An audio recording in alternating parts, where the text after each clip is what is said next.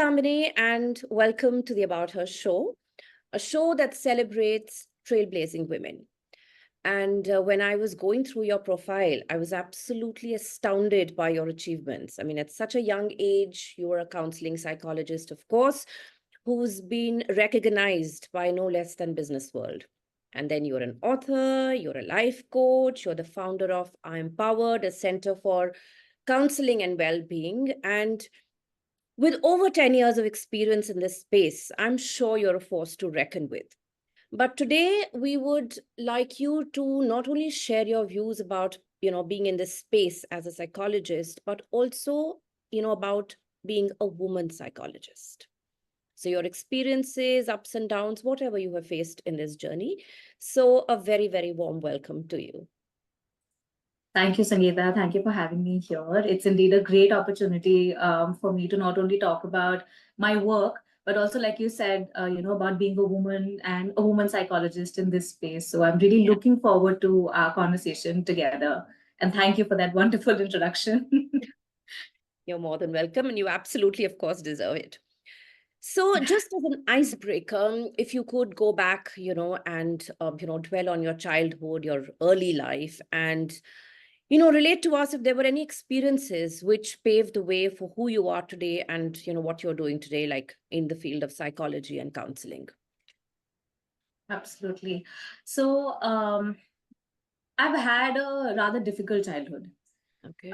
Because born and brought up in Delhi, I come from a highly academic family. I've got my parents are doctors. I have a younger sibling, a brother who's also a psychiatrist, and all my extended family are also very high on the whole academic aspect.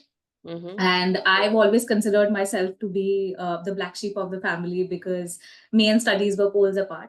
Not because I didn't enjoy studying, but for a lot of things that I didn't have the aptitude, like for science and maths and all of that. And I really struggled with all this. I was really good with extracurriculars. I sing, I dance, I write. And it was a case back then as well. But extracurriculars were supposed to be just extra, and the entire focus needed to be on studies. Mm-hmm. And I really struggled with that. I never used to score well. So that used to be the topic of discussion pretty much everywhere. And I always considered that, that there was something hugely lacking in me because I was not able to live up to certain expectations. Along with that, I had a difficult relationship with my parents as well because we had a lot of clashes and we just didn't get along. So a lot of conflict there.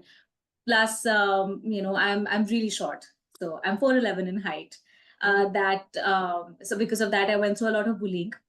I struggled with weight issues. In fact, I have PCOS as well, which was diagnosed much later when I came to college.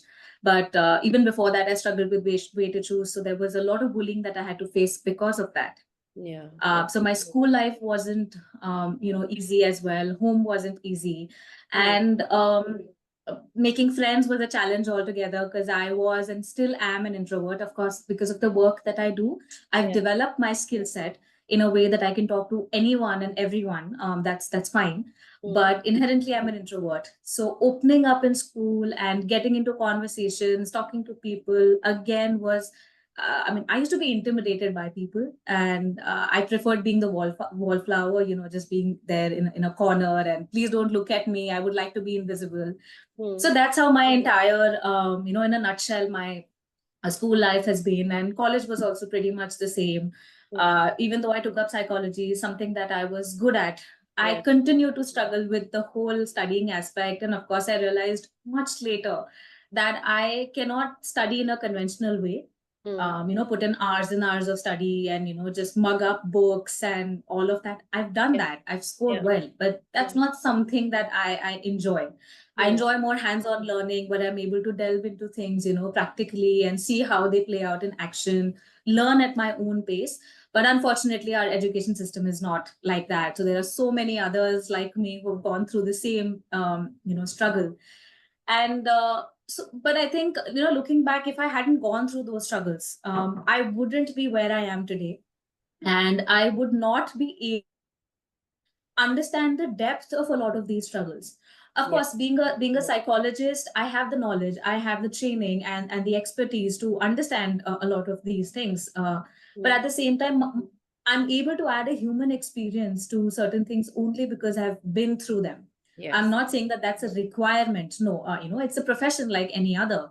Yeah. But for me personally, that I think added that little bit of extra factor where it helps me to connect more with people. I'm truly able to understand a lot of things in that depth because I've been through them. Yeah. So, a lot of my experiences have gone on to shape the way I work, the way I interact with clients and, support them. So I think at the end of the day, everything sort of fits in very well together. Yes, yes. So actually, this is what it is, sometimes when you've been through certain experiences, those help you to understand people with similar experiences better. Yeah, because you can Absolutely. relate to them, they resonate with you, and what you've not been able to do with yourself, you're able to offer them solutions, which of course is, I mean, that speaks why you are, where you are and, how you're so successful because you're able to relate. This has to do being able to connect with people, which is what you're doing. Yeah. Absolutely. So tell me, yes, you related, the struggle that you've been through, and of course, that I totally agree with you about your views on the education system. I'm a part of it, and I can totally relate to it. But do you think the challenges that you faced were also because you're a woman?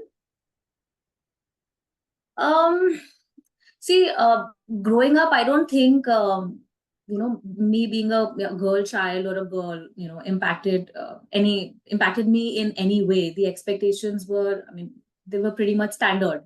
Okay. But once I moved into I would say, even in terms of the profession, I would say, no, me being a woman hasn't really affected me in any adverse or negative way. But Okay. it's been more about the field, like the field of counseling or mental health in itself. It's ridden with so much of stigma and so much of taboo that anyone who goes into it, right? Of course, now things have changed, but earlier on they would face that struggle. So I think for me, it was more about being in a particular kind of a field, and of course, I think being a woman sort of was the saving grace. Okay. Okay. Because because in this field, I think men face a lot of issues here because this field is considered more of a nurturing, and Yeah. it's Yeah. a nurturing kind of a field. So it comes very, the of course the idea is that it comes very naturally to women, being there and being empathetic and supporting and caring, right? But when you place a man in this particular position, I would assume that they would face more of a struggle. So I Yeah. think for me, the whole aspect of being a woman did not really play out much in my studies or in my career. Of course, in certain life decisions or certain opinions that I hold, there it does come into play because a lot of I don't subscribe to a lot of ways in which things are done in families, or how a woman is supposed to just take care of the kitchen, or that your particular responsibility is ultimately to get married and bear a child and all of that. I don't subscribe to that notion, and I voiced that out pretty, with a lot of conviction that no, that's not how it's supposed to be. A woman can do whatever she wants to. Yeah. Our job is not to be confined to just one particular role and live that out. I mean, you want to do it, fine. Yeah. Yeah. Own that particular role if you want to do it, but that's not my job, or that's not a woman's job. That's something that I advocate for. So Yeah. I think me has been a bit difficult in terms of the field. But yes, you're right. The field that you are in, I think it would be men who would, for a change, bear the brunt of being, looked at, with doubt or something like that. As a woman, yes, you are kind of, people feel that, you are the nurturing kind, so it would help you. Yes. And of course, your other views, yes, I totally subscribe to them as well, that ultimately, whatever you do in life, whether it's a man or a woman, it has to be your choice. And of course, you've got to own it. Absolutely. Damini, looking back, do you think there has been anyone in your life who's played the role of a mentor or somebody who you would look towards as a source of inspiration for you? Um, two people who stand out for me, and in fact, they are my own therapists. Okay. Because when and this is something which, of course, I've written about in my book as well, that my of course, I was studying psychology, and the idea was to become a psychologist, and because I was good at it. But for me, the field really came together, and I was able to understand the beauty of what this work really is when I went through mental health struggles of my own. Mm-hmm. And along with, of course, studying about these things, I had to work on myself, and that's when I reached out to my therapist, because I had dropped out of my master's. So basically, after I completed my, just to give you a background, so Yeah. after I completed my graduation, I wasn't really sure of whether I want to pursue psychology or not. And especially in India, because like we've talked about the whole education system, and I was pretty much burnt out by the end of it. And I was going through a lot of health struggles as well. I Mm. had sustained a head injury, and because of that, I was going through a lot of issues. So I knew that the education system here would not be able to support me with my concerns. And I took a break for a year because I wanted to figure out my options and also work on my health. And that's the time when I thought that, okay, maybe I could look at going abroad. And Mm. of course, there was a lot of peer pressure as well, because a lot of my classmates, batchmates from college, they had applied abroad to, UK and all, and they were having a good time. So Mm. I thought that I'm already 1 year behind. I might as well catch up. And somehow I managed to convince my parents, and I went to UK. But that experience did not really work out well. Dropped out, Okay. because I did not like the course. That was one. Second, I did not like the entire environment there because I was lonely and isolated, and I was probably the youngest in my batch, in a batch of like 40, 50 students, which Okay. had all practicing psychiatrists and doctors and nurses. So I was Mm. completely lost. Mm. And I started developing a lot of anxiety issues there. I'd become an insomniac, and I was having panic attacks because I was just not happy. Mm. And now the decision in front of me was whether I should continue or whether I should come back. Mm. And this was, of course, a huge decision, because you just don't go to a university abroad and just drop out in like 2 months. That doesn't make any sense. Yeah. Yeah. But then, despite all objections and resistance, I did drop out because, intuitively, I knew that this is not going to work out well for me. And even if I were to continue and get that degree, I will not be in the right mental state. Mm. And I would probably quit the field as well. And this is not something that I wanted to do. Yeah. But of course, once I came back, nobody in my family was happy, because you just don't go around doing these things. It took them time to, accept that this has finally happened. And by then, of course, my mental health struggles had gone up by a lot. Mm. So I did come back and I enrolled in my master's here, and that's also the time when I reached out for help Okay. for my own struggles. And I think once I met my therapist, and we've been working together for now, what, 12 years now. Mm-hmm. She's still with me, or let me say, I am still with her, and there's another mentor that I have. Both of them actually helped me to see the merit of this work, because they helped me to understand myself better. They helped me to develop an in-depth understanding of what mental health struggles really are, and how can you support yourself, and all of that. And that's when I truly fell in love with the field. Like I remember sitting in front of my counselor and my therapist, and telling her, because we were talking about how lost I feel in my career, and I really don't know what to do, and now I've dropped out, and all of that. Mm. And she asked me, okay, so what do you really feel like doing, or what do you want to do in life in general, something on those lines. Mm. And I just looked at her and I said, I just want to do what you're doing. Yeah. You And she was like, what does that mean? I said, okay, let me break it down. I like the fact that we are sitting here and having a good conversation, a meaningful conversation. Yeah. I feel supported, and if I can do that for someone, that would be great.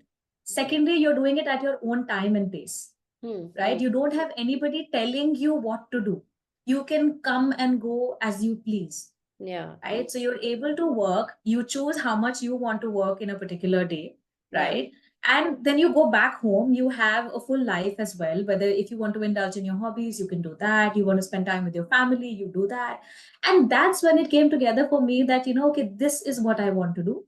Yeah. And this is how I would like to do. So that was, I think, my own therapy sessions and meeting my own therapist was a catalyst in my journey. And then the same thing happened when I met another mentor, like a few years down the line, where again I was able to understand a lot more about myself, and also the way both of them supported me. Yeah. Those are the principles that I carry in my work, even today. That the idea is to be there, the idea is to help, be as genuine and authentic as possible. If you can't do something, just say no. Yeah, But yeah.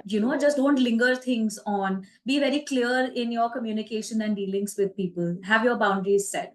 And I think those are the things ultimately that enable the other person to also end up, trusting you and being with you. Yes, yes. So actually, you made, certain very important points. One is, of course, which comes across is that, what we keep telling children, that when they say that I want to become like a doctor, they say, go through what is called shadow counseling. Observe a doctor at work, see the kind of life they're leading, and then decide whether you also want to be like them and lead a life like them. So I think when you were with your therapist, you kind of understood the way she worked, and that is what kind of, you could relate to and resonate with. That, of course, what you had gone through, and you saw somebody who could offer a solution to someone who was going through a similar experience like you. So, yeah. So, I think the role of mentors and people who you can look up to can never be underestimated. They're always there. And, just holding your hand, of course, it's not like a crutch, but it's that just the right amount of support that you need to get through in life. So, I'm so glad you found someone. So, tell Yeah, absolutely. And yeah. someone who wants to get into the space of counseling, psychology, and all of that. So, just three quick tips for them. I mean, somebody who's just, a young girl who's trying to decide, or even a boy for that matter, just trying to see that, okay, what is it that I need to succeed in this field? So, three quick tips. So, Sangeeta, this is a really good time to be in the field. Because of course, as you also know, that COVID opened up the entire mental health space in a big way. Yeah. So one, this is a good time, but at the same time, the other issue is that a lot of kids are also getting into the field because they think that it's going to give them money. So, which of course it will, but I would like to tell the field that please don't come in the field just for money. Come if you really have the knack, or if you really have the genuine intent of supporting people, because being a therapist and working with people is not just about giving some quick fixes or advices. It's much deeper than that, and there's a lot of gravity to it. So come if you have that intent of helping people. Secondly, it's really important for you to keep working on your own self. Now, whether it is working with a therapist, you want to work on your own issues, which you must, right? If you don't have any active issues, fine, then at least be under the guidance or supervision of someone, because you will need it. I too need it even today. Okay. So, being open to working with someone who can guide you, who can supervise you, so that you also understand what it's like to be on the other side, what it's like to be a client, because it is not easy at all. Yeah. Right. And lastly, you need to keep investing in your education and development, because being a therapist, your journey, your learning just does not stop. Even today, like I've made it a rule that every year I pick up some training, I pick up some, course, just to keep my education going, because there's so much happening in the field. There are so many ways in which you can support someone, and you don't know who is going to need what. Yeah. You can't, I mean, that's completely my opinion, that I don't like to subscribe to just one way of working, because we're all dynamic, we're all unique in our own ways. So the more you keep investing in your learning and growth, right, the more you will be able to help or support the person who's sitting in front of you. True, true, true. Of course, you're so right. Growth and evolution has to be a part of it. You can't ever stop learning. So yeah, that's very, very critical. So, Namini, of course, you are a professional. You have a professional side to your life, but you also have a personal side, like we all do. And it's always, a constant struggle to balance the two sides. And it becomes, I think, a bigger struggle for women because of all the expectations which society has from us. So, how do you balance these two sides of your life? I think for me, it just boils down to two things, and I would like to assume that it would be the same for others as well. That one, you need to believe in your inherent worth. Okay. That's and I say that more as a woman, because society has programmed us to believe that our worth only comes from fulfilling certain expectations, from fulfilling certain norms, that a woman needs to be a certain way, and she needs to fulfill certain roles. Only then will she be considered as valuable or worthy of something. Of course, that holds true for any individual in general as well. But, you need to get married, you need to have kids, you need to achieve a certain milestone at certain age. You can't do this, you can't. So I think, in order to balance your personal and professional life, or anything that you are kind of dealing with, you need to know that your own inherent worth come from that place of strength. Yeah. And because it's only that strength that will allow you to make choices that are relevant for you. Because when we are talking about balancing certain things, right, it's about making certain choices that fit well with you. But and if you don't believe in your own inherent worth, how will you know what is valuable for you? Then you will go by what people are telling you, what society is expecting of you. So it's just two things for me: that believe in who you are, believe in what you stand for, right, your own importance, and then choose accordingly. That's what really balance and harmony for me comes down to. Because when we are not in touch with our own selves, we wouldn't know what is important. And then when we don't know what is important, we are really all over the place. So that's very, very important. Know your worth, because when you know, and like you said, that's a position of strength. When you're coming from there, obviously you will make the right kind of choices, which will be right today and tomorrow. So that, I think, is very, very critical. Because if you don't know it, then of course other people will tell you what to do. So if you don't want that, you better know what you have to do. Right. So Damini, setbacks and disappointments, you've been through them, and even otherwise, I think we all go through them on a regular basis for one reason or the other, at one time or the other. So what do you say? How is it that one should stay motivated and resilient despite disappointments and setbacks? So I think that it's not really necessary, that you will be motivated or resilient even in the face of setbacks, because we are human beings at the end of the day, and we will have those moments where we will feel completely broken and vulnerable, and we'll feel as if things are completely out of control. So I think number one, it would be to understand that we're all human beings, and vulnerability comes as a part of being a human. Right. And when you're facing those setbacks and challenges, it is okay for you to not feel okay. It is okay for you to feel that you don't have everything in control and you're not feeling motivated. That's completely fine. Right. Because the more we try to resist this idea, or we try to put up that brave front and all, that's when we kind of make things more difficult for ourselves. So number one is, for me, every time I've hit a low, I've had a setback, I've not tried to resist it. I've not tried to tell myself that, oh, but I can do better and I need to push myself. No, if I'm feeling down and out, if I don't have things in my control, I'm feeling lost, so be it. Okay. That's one. So you accept where you are in life or in a particular moment. That's one. And then, it's really about, secondly, it's about knowing that whatever you are going through, right, it is going to pass. Yeah. If happiness doesn't last long, and that's what we know, right? That's what we keep telling ourselves, this is not going to last for very long. Even the bad times are not going to last forever. Times are going to change. It may take years for certain things, depending on the situation that you're in. But to just know that this too shall pass. And during that time, all I need to do is focus on what's in my control. What is it that I can work with? Then you kind of narrow down the circle of things that are truly in your control or in your influence, because that really helps. And lastly, I think during challenges, what happens is, which is of course a human experience, you do feel that you won't be able to get through. But I think if you are just able to nurture that little voice in your mind that says that, no matter what, I'll just get through. It's going to happen. I've whatever it takes, even if it means that I need to take support, I will take support, but I will get through it.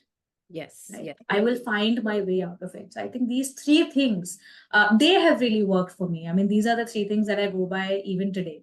And I think if you were to just kind of focus on these, it would make tough times a little, easier to deal with in a way. Yes, you're so right. Because even I believe, that if there is an uphill today, there's going to be a downhill. And if there is a downhill, there is going to be an uphill. Nothing lasts forever. It's just a particular stage. And of course, the stage when you're down and out, it seems to last longer, but it's actually not there. I mean, it is supposed to be there, but you will get over it eventually. So I think that belief has to be there. Okay. Yeah. So Damini, as someone who's done so well for herself in life, what piece of advice, or maybe pieces of advice, would you like to offer to young girls who are, on the threshold of their personal and professional lives, like someone who is 18 or 19 or 20 and is still trying to figure out things? What would you like to advise them? I would like to tell them that the world is filled with possibilities. And this is the time when you need to go out, you do need to explore, Yeah. learn, and invest in your growth as much as you can. And see, I don't subscribe to the ideas of, completing milestones, Okay. because milestone is different for different people, depending on where you are in your journey. What is it that you want from your life? So just because society has dictated certain things for you, I wouldn't advise any girl for that matter to, just blindly subscribe to them. See what milestone you would like to achieve for yourself and when. Yeah. And lastly, please work on believing that you are worthy and capable of anything that you set your mind to. It may be difficult. People may not understand you. You may not get the kind of support that you want. Yes, those are practical realities of life. But at the end of the day, you still need to learn to have your own back. And the work needs to start, very early on. The minute you step into adulthood, it needs to start off from there. And if you have support, then you, of course, must make the most of it. Yeah. And where would you place financial independence in this? Oh, it's absolutely important. Hmm. Because I mean, and I'm glad that you brought that up, because when we talk about milestones, we're only talking in terms of relationships and family and all of that, Hmm. right? But the whole idea that a woman, a girl needs to be financially independent is not out there. It's something that you can do if you want to do, Yeah. Yeah. right? Like, it's great if you're earning money for yourself, but at the end of the day, your core job is to handle family. That's the understanding of a woman, Yeah. right? But the point is that being financially independent needs to be a core need for every woman. See, Yeah. we're living in a practical world, right? And we do know that money, to a certain extent, of course, does make the world go around. Yeah. Yeah. You Yeah. can't just feed off on relationships or on love and all of that. Let's be real, Hmm. right? And when you're able to earn for yourself, when you're in a position where you're not dependent on anybody for money, you're living your life on your own terms, it is really, really empowering. And a lot of women, unfortunately, because they've not been brought up like that, they've not been told these kind of things, right? Because, like I said, the entire focus is on relationships. Hmm. Hmm. They get stuck in situations where, it's an unhappy marriage. For, let's say, it's an unhappy marriage, and they want to get out of it. But where will they go? Because they don't have any means to support themselves. And a lot of families, like parents, are quick to tell the girls that, we won't take you back, or what will you do if you leave your husband, who's going to take care of you and the kids. And this becomes such a huge issue where they're not able to live their life on their own terms. And it's not even about getting out of a marriage, I mean, bad marriage or a good marriage, no. But a woman feels so restricted and stifled if she is dependent on someone, be it father, be it their father, their brother, husband, kids, whatever, because you're always in the position of asking.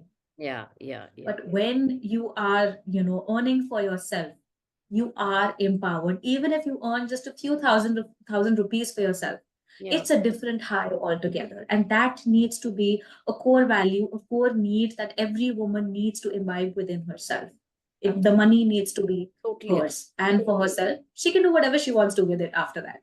Yeah. Yeah. It is that feeling of liberty, or being, the mistress of your own life, being able to do what you want to do. I think that is a completely different high, which you can only experience when you get there, but it is so, so essential.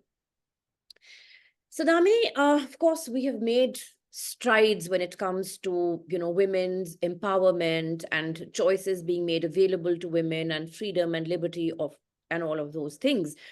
But despite that, there are certain biases and challenges which women continue to face despite education, despite all this enlightenment.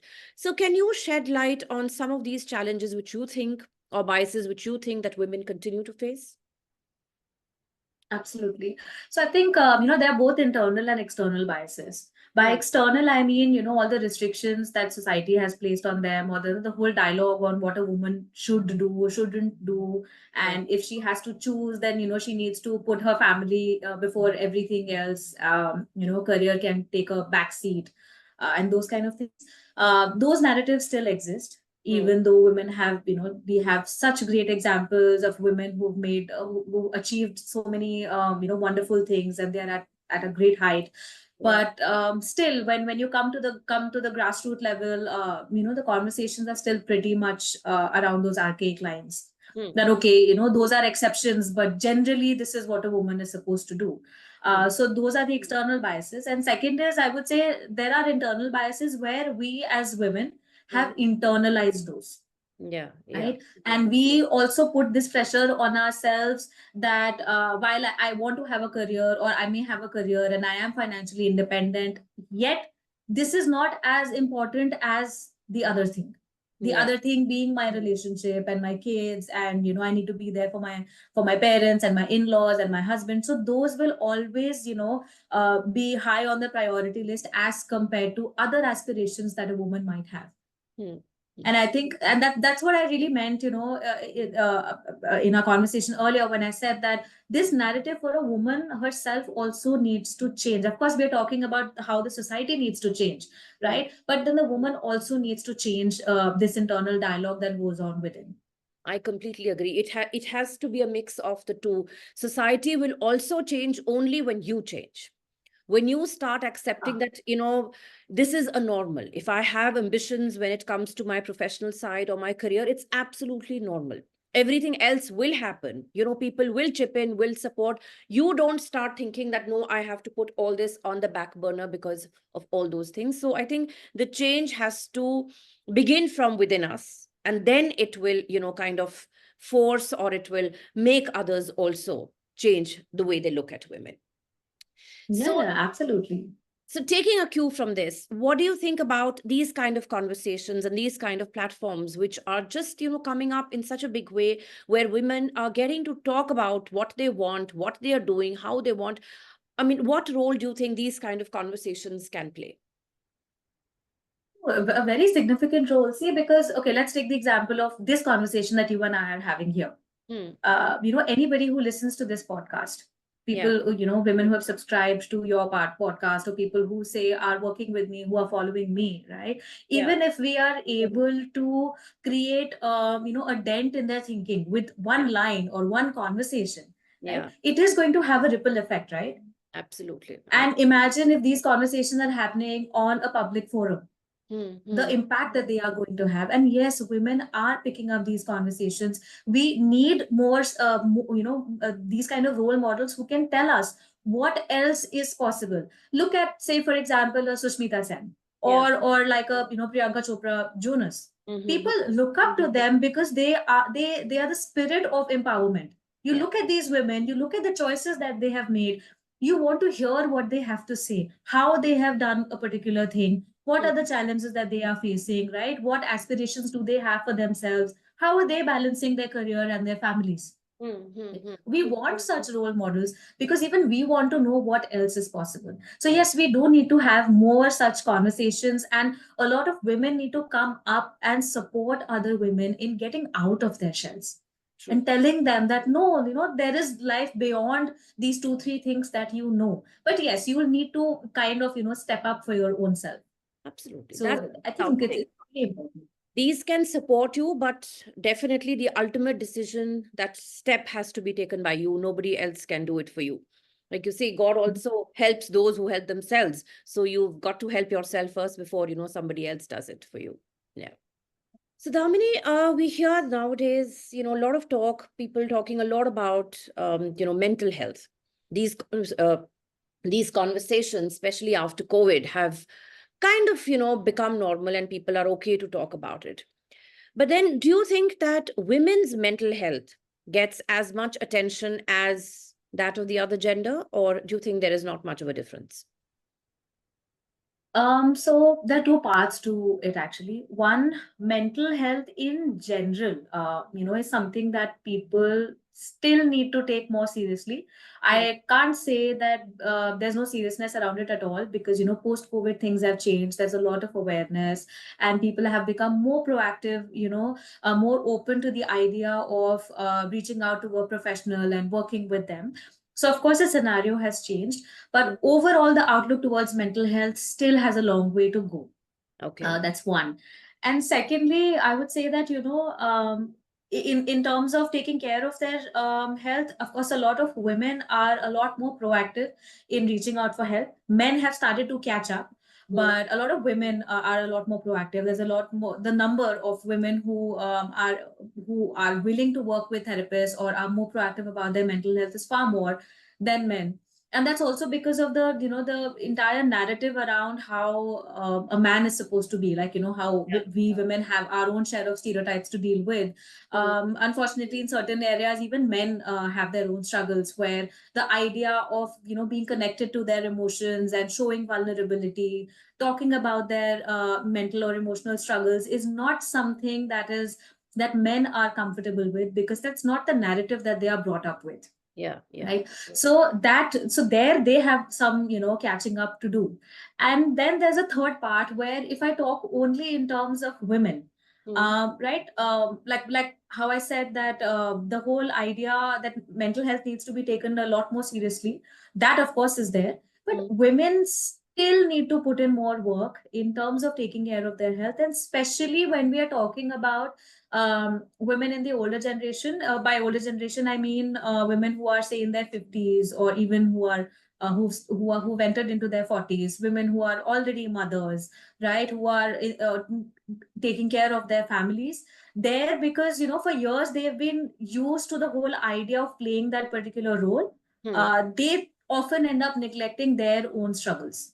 Okay. So Mm. while the younger generation is now more proactive, because they're a lot more on social media Yeah. and they know so many things, right? But as you look at the older generations, in the older age groups, the struggle is pretty much there, because they don't understand a lot of things. Even if they understand, they don't want to act on that understanding and awareness, because again, they're so caught up in the traditional roles of being a Yeah. certain way that they think that their mental health is not something that needs a lot of attention.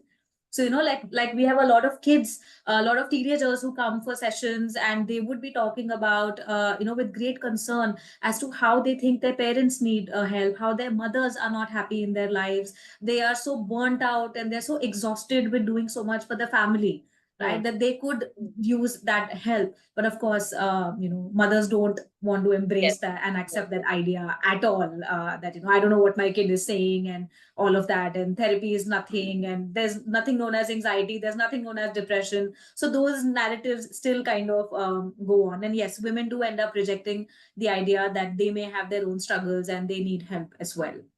Yeah, because I think a lot of times, what they're going through, the struggles or the challenges that they are going through, they have been normalized. They feel, okay, my mother also went through this, my friend is also going through this. So what is so great about it? This is like the way it is. But this is what it is. I think women need to understand that the challenges that they are facing, they're not normal. They can be, they if they Yeah. can talk to someone and they can, they can always do that and handle it in a bit, in a better way. And that, I think, awareness has to come again. Women have to become aware, and then of course society will also start accepting. But Yeah, tell. absolutely. Because Mhm. just to add a little to what you were saying, that even when we are working with female clients, the question that often pops up is that, okay, if somebody is ill treating you in the family, right? Mhm. If there are certain restrictions being imposed on you, right? But it's very normal. Like, what's the problem in that? Yeah, yeah, yeah. Why am I so frustrated? Why am I unhappy? Hmm. Right? Because this is what is supposed to happen, Yes, yes, right? And so much of toxicity, so much of bad behavior, so many bad behaviors, like you said, are so normalized yeah, that they really find it difficult to embrace their own emotions around those behaviors. That it may be just because something is happening, like 100 people are doing something, doesn't make it okay. yes, absolutely. That is what they need to understand.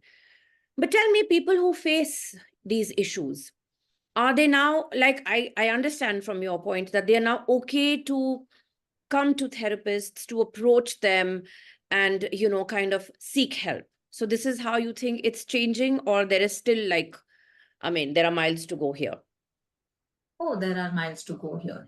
Because, see, even if people are approaching therapists, there's still a lot of reluctance, there's still a lot of resistance. They would come, they would drop out, and only to come back, 6 months later, 1 year later, when the issues have escalated a lot. And, then they realize that, we just didn't want to accept that there was something so-called wrong with us, because that's the notion that if you're struggling, then something is wrong with you. Yeah. Right. But people need to understand that struggling is a part of human experience. I struggle. There are times when I also need to go to my therapist. That doesn't mean something is wrong with me. It just means I'm a human being.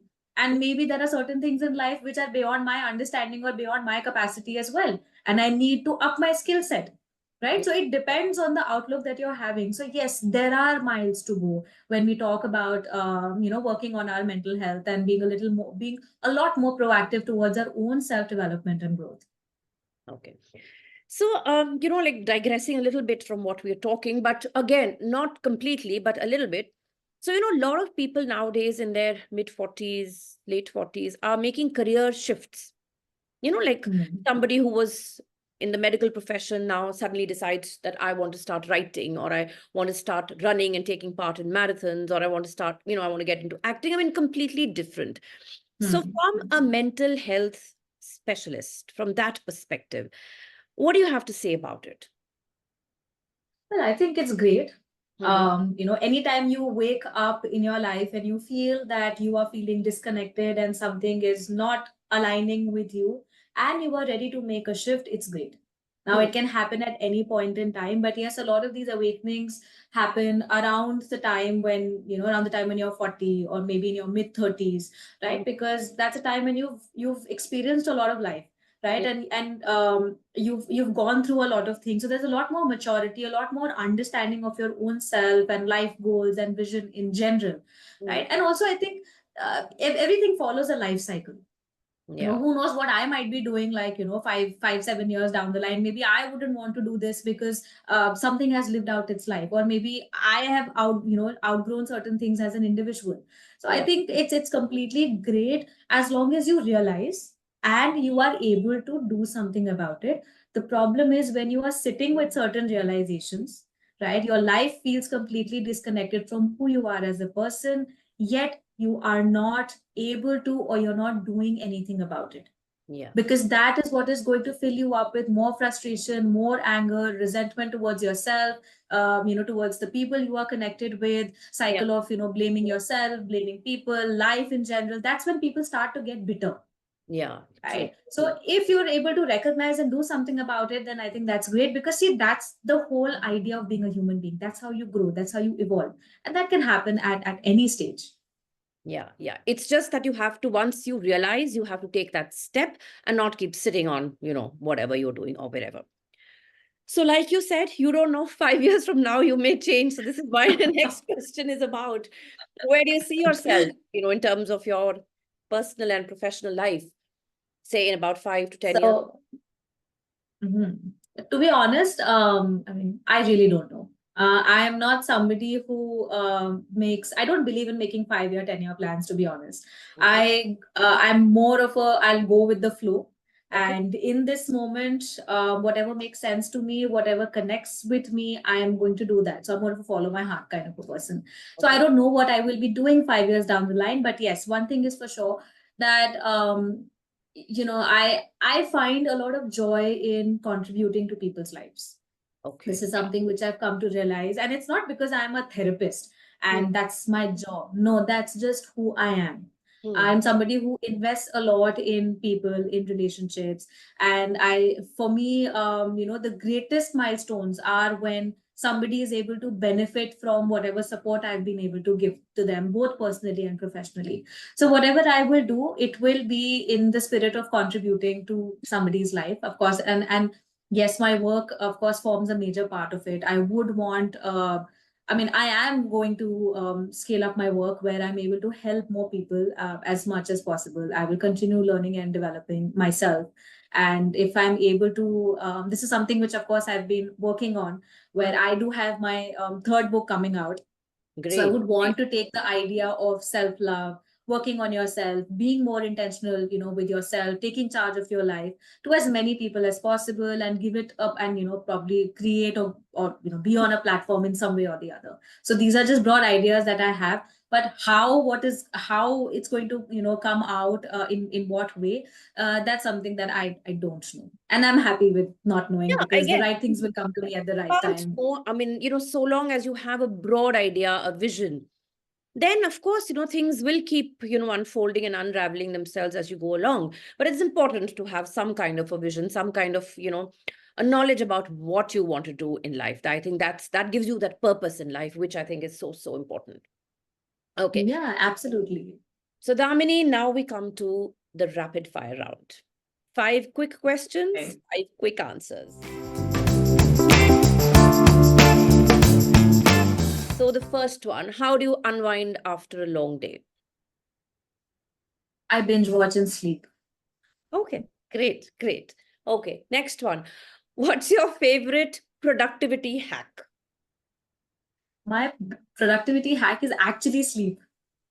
All Take right. a power nap, Okay. wake up refreshed, and then your mind is ready to. I mean, that's how it works for me. My ideas come to me just like that. I'm Works for much me more as well. efficient. Yeah, when I've had a power nap or a good night's sleep. All right. So, in your space of counseling and psychology, which is your favorite book or podcast?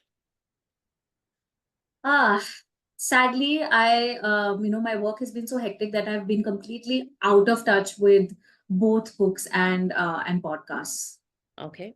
and that's not a good thing. I just realized. So, fine. So, maybe I've made you realize that and you will work on it. Yeah, that I need to start reading up, and I start need to be listening to podcasts. Yeah, because the last, I think, year or so, more than a year, Okay. it's been about work. Okay. That's Never not mind. good. You can work on it. All right. Next one. What is the biggest challenge in your field today? I would say client retention. Okay. All right. And I'm talking in general, because while there are a lot of therapists there, and clients are also reaching out for help, but it's a tough job for both clients and therapists to kind of find that synergy where you can create that relationship and hold on to each other. I think that's the challenge. All right. And the final one, nature or nurture? Both. Yeah. Okay. Both. All right. You want to elaborate on that a bit? I think, of course, nature has programmed us in a certain way, Yeah. Yeah. right? But how you end up nurturing yourself can substantially alter what nature has given you. So I think and of course, there would be certain things which will still be there. You won't be able to change or undo a lot of things in yourself. So the Yeah. idea is how you blend both and become the best version of yourself. Great. Great. Excellent. So that's the end of the rapid fire. And of course, you were like quite there with all your answers. So, Damini, thank you so much for being on the show. Of course, you've made some great, shares, and you have like the insights that you have given us into the space of mental health. I think, people who will listen to this will really get a lot out of it. But like you said, even if we can make a difference to the life of one person, it means that we've been able to get across, and that's the whole point of this conversation. So I'm so glad you could have been on the show and you've contributed in such a big way. Thank you so much. Thank you for having me, Sangeeta. Thank you.